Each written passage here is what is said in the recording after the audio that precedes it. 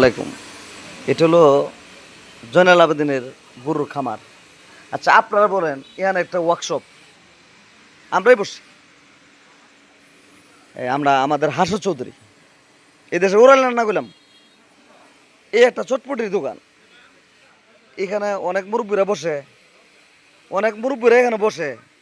তাহলে আপনারা বলে আমি জয়নালকে একটা কথা বলতে চাই যে তুই গরুটি বাবা হন, যদি তোর কাছে টেয়া না লাগে আমি দুই দিন হাজার টেয়া দিই, তুই গরুটি অন্য অন্য নিয়ে আর ঈদের আর 4 দিন আছে। কিরে এই এলাকাটার মধ্যে একটা ফেস লাগাইতেছ, এটার গন্ধ এই যে ফুল চটপটে হতে পারে না। আমি আমি সবাইকে বলি,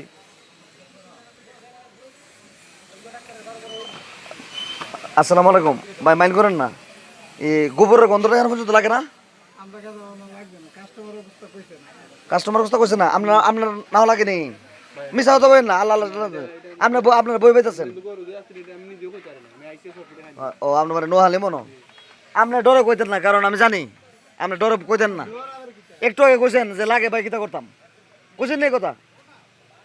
আচ্ছা যাক, তো ঘটনা হচ্ছে সবাইকে একটা কথা বলতে চাই, এই গরুগুলা মানে এখানে যে রাখছে যে আমারই চাষা জনকে কারে পালামো।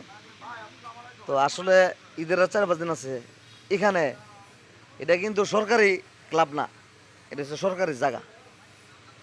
অনকা আপনার শক্তি আছে দেখে আপনার শক্তি প্রয়োগ করলেন, কিন্তু কোনো দিন কিন্তু আমাদের কাজ লাগতো পারে আপনাদের। সবাইকে বলবো ভিডিওটা লাইক শেয়ার দিবেন। আর হাঁসও কিন্তু এই দেশে উড়াই লাইছে না। আসসালামু আলাইকুম, ভালো থাকবেন সবাই।